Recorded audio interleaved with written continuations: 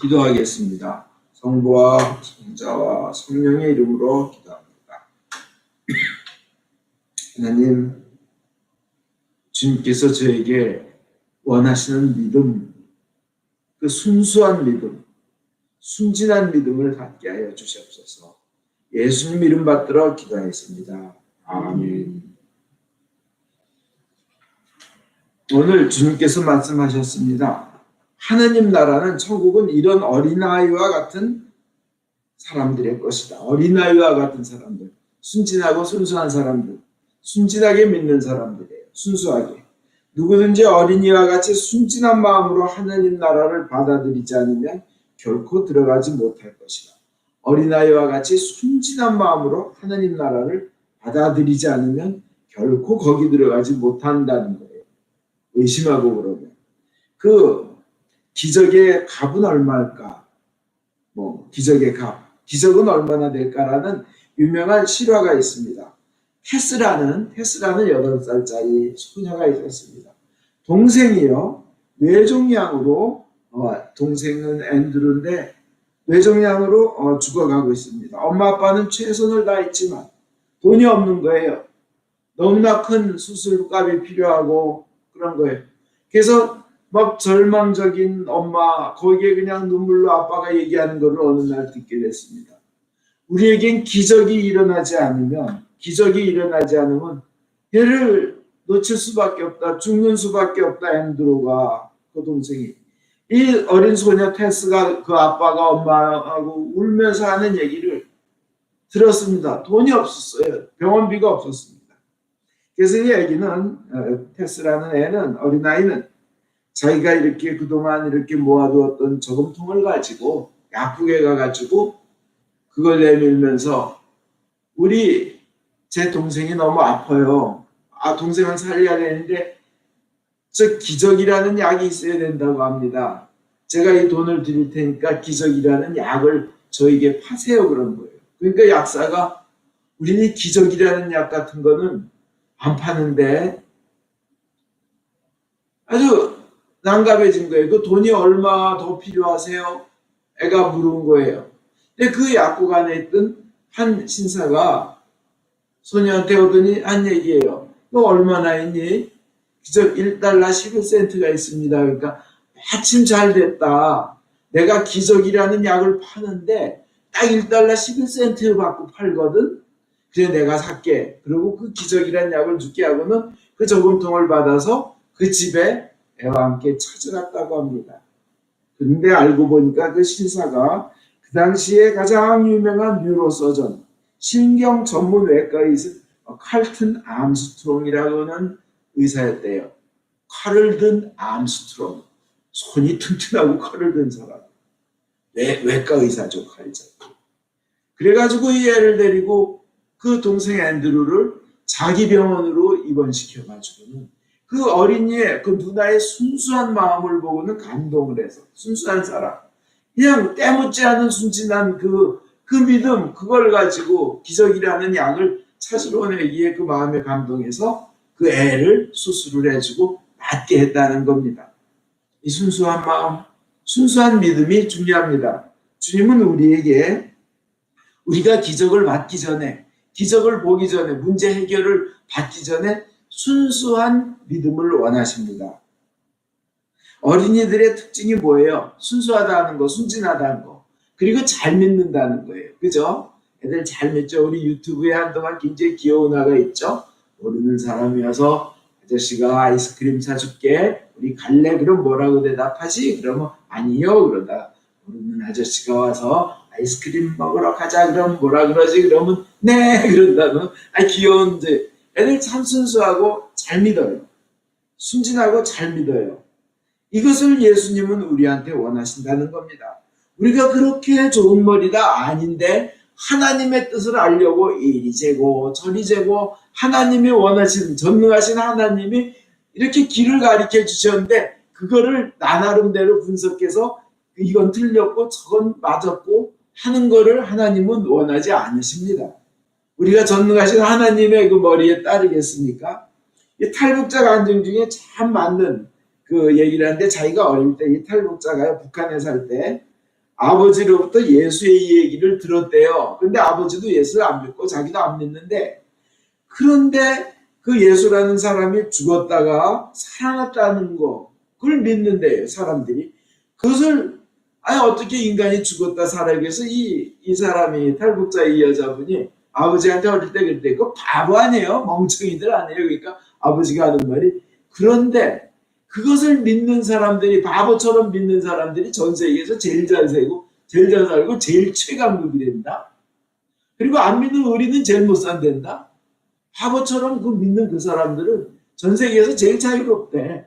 제일 부자고 제일 강하대. 나중에 탈북을 하면서 예수를 믿으면서 그 아버지와의 대화가 생각났다는 겁니다. 우리 머리로 따지지 말고 어떻게 보면 바보처럼 여겨질 정도로 순수하고 순진하게 주님의 좋으심을 믿으라는 겁니다. 좋으심을 믿으라는 겁니다. 자기가 잘못했다고 해서 가룟 유다처럼 자기의 흠만 바라보고는 자살할 게 아니라 주님의 좋으심을 믿고 베드로처럼 그냥 주여 당신만이 아시나이다. 주님 당신이 제가 주님을 사랑하고 아시나이다 하고 그 좋으심을 고백하며 믿는 겁니다. 그 순수한 믿음을 예수님은 원하십니다. 그리고 오늘 복음이 가르쳐주는 건 두 가지예요. 순수하게 믿어라. 그리고 애들이건 누구건 따지지 말고 할 것 없이 주님 앞에 나오게 하라는 거예요. 나오게 하라.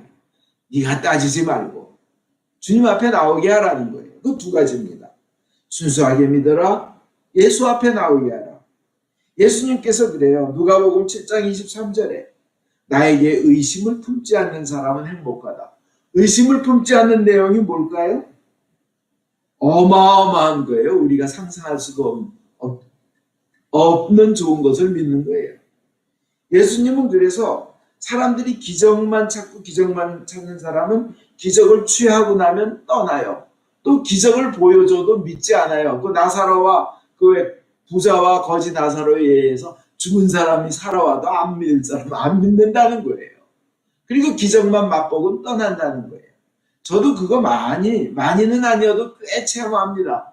어떤 사람은 진짜 두 달 이내 죽는다는 지독한 병에서 치유를 받았으면 그 다음부터는 주님만을 위해서 살아야 되는데 그 다음에는 집 하는 거에 올인하더라고요. 교회는 안 나오고. 어떻게 되겠어요? 그 말씀 안 드립니다. 우리가 기적에 앞서 먼저 순수한 믿음을 가질 내용, 그 순수한 믿음의 내용은 예수님은 창조주이시다. 왕이신, 왕중왕이신 예수의 이름으로 우리는 기도한다. 그분은 나의 유일한 구원자이다. 그분은 나를 사랑하신다. 그리고 그분의 능력은 무한대이다. unlimited. 그 다음에 전능하시고 불가능이 없으시다. 나는 그분을 믿는다. 그 전능하시고 불가능하신 분이 나를 사랑하시고 나를 사랑하셔서 나를 위해서 나의 영원한 행복과 나의 영원한 생명을 위해서 자기 목숨을 던지셨다. 그리고 나는 기적이 일어나건 안 일어난다 해도 나는 예수님을 끝까지 믿는다. 이 믿음, 이 순수한 믿음이 중요하다는 거예요. 주님께서 원하신 것은. 그러면 또 하나 가르치신 거 뭐예요? 누구든지 예수님 앞에 나오게 하는 것이 제일 중요하다는 겁니다. 아주 그 예수님 앞에 애들이 나오는 거, 애들이 오는 걸 제자들이 뭐 가로막으니까 화를 내니까 하나 예수님께서 막 분노하셔요. 막 와, 왜 하나만 넣어주려? 왜 애들 못 나오게 하냐고 막 화내시는데 그 당시 배경 그래요. 유대인들은 랍비 선생님 앞에 애들 데려가서 기도받는 것을 아주 중요시 여기긴 했습니다. 그러나 그 당시 애들은 어떻게 취급했냐면 성가신 존재예요. 재물에 재산 중에 한 리스트에 불과해요. 애들은요. 그리고 중요도에선 순위가 아주 떨어졌어요. 얼레가 이랬어요. 그리고 오직하면 구약에서는 자기네들이 어른들이 잘 되려고 애들을 희생제물로 불로 태워 바쳐요. 얼마나 소중한 애들인데. 그리고요.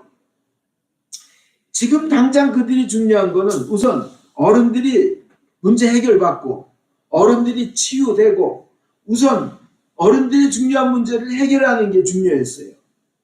근데 예수님은 엄청 바빠요. 그 앞에는 막 많은 사람들이 엄청난 인생의 질고와 문제를 가지고 그냥 막 앞에 그냥 많이 많은 군중이 찾아오고 있었어요. 막 그 앞에 그냥 이렇게 너무 많았어요. 그러니까 이 어른들의 눈에는 그 해결해야 할 문제, 지금 당장 해결해야 될 문제, 그 어전트한 게 그냥 급히 해결해야 될 문제들이 좀 있는 거였죠. 애들이 중요하긴 하지만 어전트하지는 않은 거예요. 그리고 또 이들이 원하는 거는 지금 자기네들을 압제하고 억압하고 뜯어먹고 다스리고 있는 로마를 그냥 쳐부셔서 왕으로 세울 그 예수님이신데, 아니 그분 앞에 그냥 애들 데려와서 복받게 해달라니까 중요한 일이 산더미같이 쌓여있고 내 순서 되기도 힘든데 막 그런 생각으로 어른들과 제자들은 분노한 겁니다. 그러니까 예수님이 분노하신 거예요. 예수님의 목적은 이 사람들을 한 명이라도 더 많이 구원받게 하는 거. 예수님 앞으로 나와서 예수님을 통해서 예수님을 만나고 그리고 구원받게 하고 영원한 생명을 얻게 하는 것이 예수님의 사명이었고 예수님이 이 땅에 오신 목적이었는데 그걸 방해하니까 예수님은 분노하신 거예요. 그죠? 물론 예수님 기도하는 데 와서 뭐 떠드는 걸 내버려두고 뛰어다니는 걸 내버려두란 건 아니에요. 애들은요 2살짜리 3살짜리도 잘 가르치면 정말 기도하는데 정말 도움이 되는 애들 좀 많이 봤어요. 저 한 15년 전에 어떤 교회는 2살짜리 3살짜리 애들이 한 50명 되는데 그렇게 쫙 나갔다 쫙 들어왔다 하여튼 그 주일날 드리는 그 미사 가운데 그렇게 훈련이 잘 된 걸 봤는데 그 주일학교 선생님들도 애들한테 조용히 얘기하는 거에 가르칠 때도 얼마나 사랑스럽고 귀여운지 몰라요. 그렇지만 애들이 예수님 앞에 안 나오냐? 나와요. 근데 잘 가르침 받고 나오는 거예요. 예수님 앞에 잘 가르쳐서 나오게 하는 것이 중요합니다. 그리고 주님께 앞에 누구든지 나오라는 거예요. 누구든지 다 오라. 누구든지 다 오라. 그것이 남한적은요. 소경이건 이혼녀건 돌 맞아 죽어야 할 죄를 지은 간음녀건 강도건 상간남이건 상간녀건 우선 예수 앞에 나와서 회개의 기회, 변화의 기회, 용서받을 기회 그리고 영원한 생명을 얻게 하는 것이 예수님께는 가장 중요한 거고 사실은 하나님께도 가장 중요한 거예요. 그리고는 그 이후에 회개하고 예수님을 믿고 난 다음에 변화된 삶을 살면서 능력을 받고 기적을 받고 그러는 거예요. 그죠? 주님께서는 그래 내 앞에 와라 오게 하라 그거예요. 특히 그 대상이 어린 자녀라면 세상에 제일 중요한 건 뭐예요? 목숨을 걸고 가르쳐야 할 게 뭐예요? 예수님 앞에 나오게 해야 하는 걸 가르쳐줘야 돼요. 왜냐하면 부모의 능력에는 한계가 있어요. 부모 사는 것도 한계가 있어요. 주가 없어져요. 그 다음에 진짜로 보호하고 이끄실 분은 하나님이신 거예요. 부모보다 더 잘나셔요. 생명을 주신 분이기 때문에 더 많이 축복하시고 특히 생명의 길을 누구보다 잘나시고 영원한 생명을 주실 분은 하나님이에요.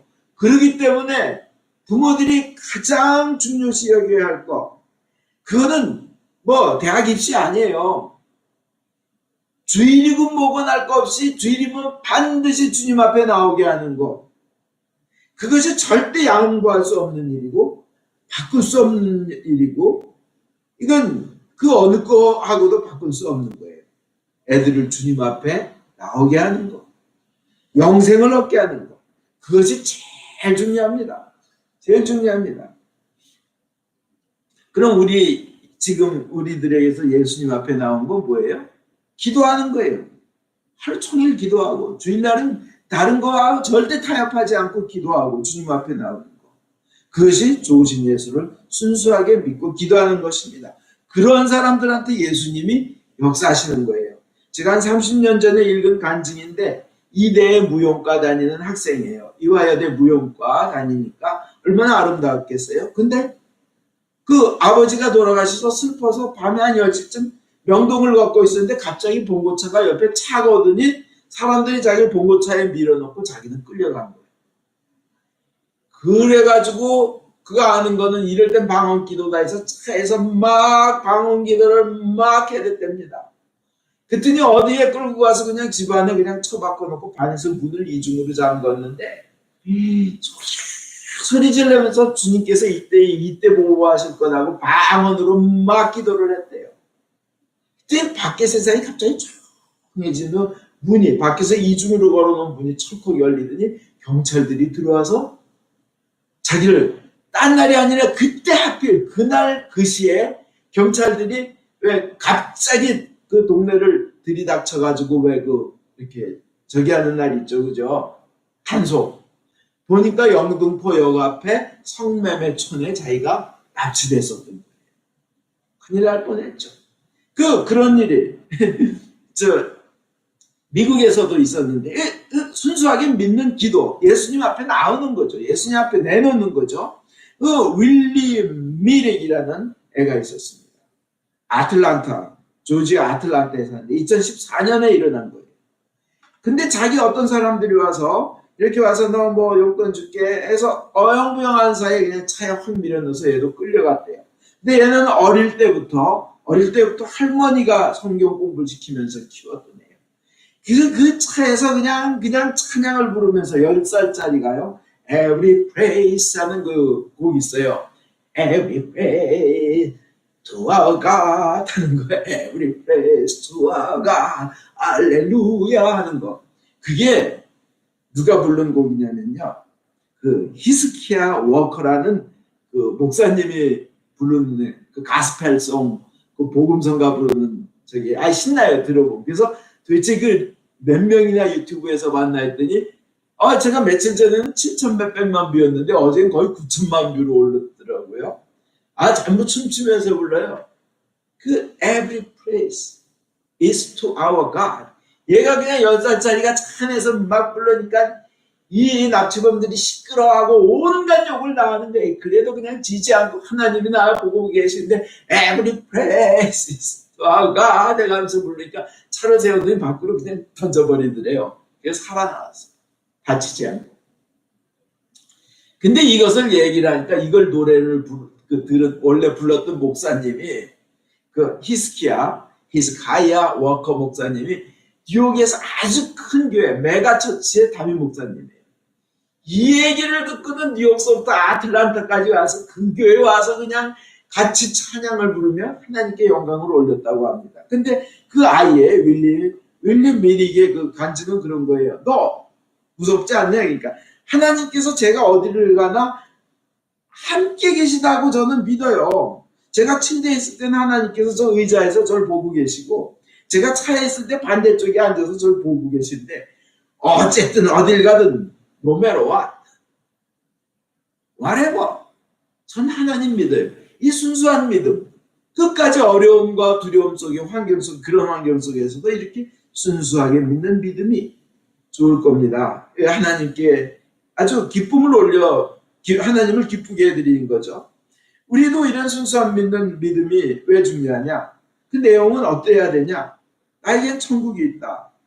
나는 하나님 나라에 갈 것이다. 영원한 생명의 나라에 갈 것이다. 그 나를 위하여 목숨 바친, 나를 위하여 자기 생명을 던진 그 예수님을 끌어안고 그분의 사랑에 감사하며 눈물을 흘릴 것이다.